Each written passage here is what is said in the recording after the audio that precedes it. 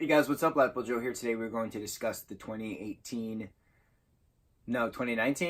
I honestly don't know when this movie came out. The Favorite. It's still in theaters. Starring Rachel Weisz, Emma Stone, Nicholas Hoult, a bunch of other people. I'm not familiar with who wrote or directed it. It's nominated for a bunch of different stuff, and Golden Globes, SAG Awards, Critic Awards, Academy Awards coming up soon. It's a bad movie. Bad movie. This is an example why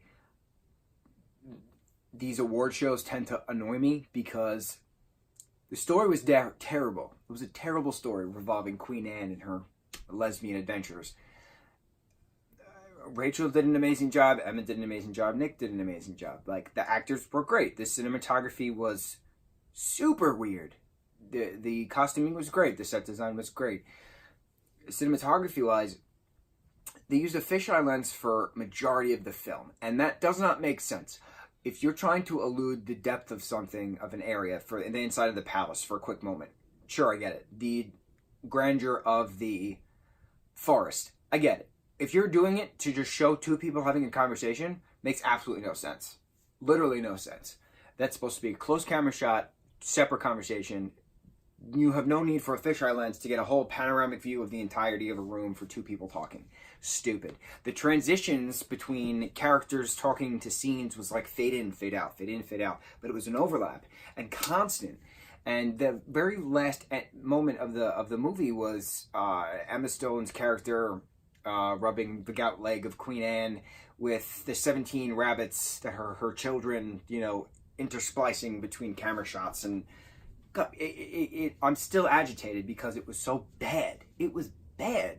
I don't understand why these indie art films are constantly praised when they're bad.